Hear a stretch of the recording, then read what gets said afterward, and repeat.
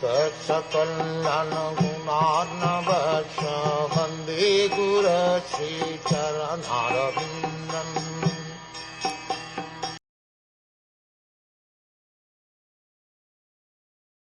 Under no circumstances can the words of persons bewildered by the illusory energy of the Lord deviate the intelligence of those who are completely surrendered souls. Lord Sri Krishna is the Supreme Personality of Godhead according to all the evidences of the Vedas. He is accepted by all acharyas, including Sripada Shankaracharya. But when he was present in the world, different classes of men accepted him differently, and therefore their calculations of the Lord were also different. Generally, persons who had faith in the revealed scriptures accepted the Lord as he is, and all of them merged into great bereavement when the Lord disappeared from the world.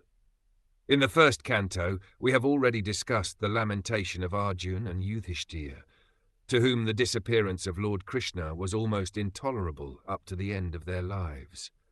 The Yadavs were only partially cognizant of the Lord, but they are also glorious because they had the opportunity to associate with the Lord, who acted as the head of their family, and they also rendered the Lord intimate service.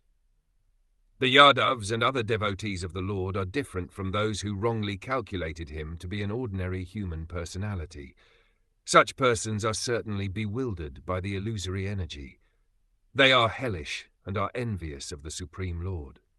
The illusory energy acts very powerfully on them, because in spite of their elevated mundane education, such persons are faithless and are infected by the mentality of atheism. They are always very eager to establish that Lord Krishna was an ordinary man who was killed by a hunter due to his many impious acts in plotting to kill the sons of Dhritarashtra and Jarasandha, the demoniac kings of the earth. Such persons have no faith in the statement of the Bhagavad Gita that the Lord is unaffected by the reactions of work, namam karmani limpanti. According to the atheistic point of view, Lord Krishna's family, the Yadu dynasty, was vanished due to being cursed by the Brahmins for the sins committed by Krishna in killing the sons of Dhritarashtra, etc. All these blasphemies do not touch the heart of the devotees of the Lord, because they know perfectly well what is what.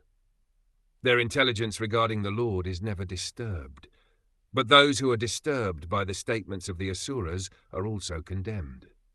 That is what Uddhav meant in this verse.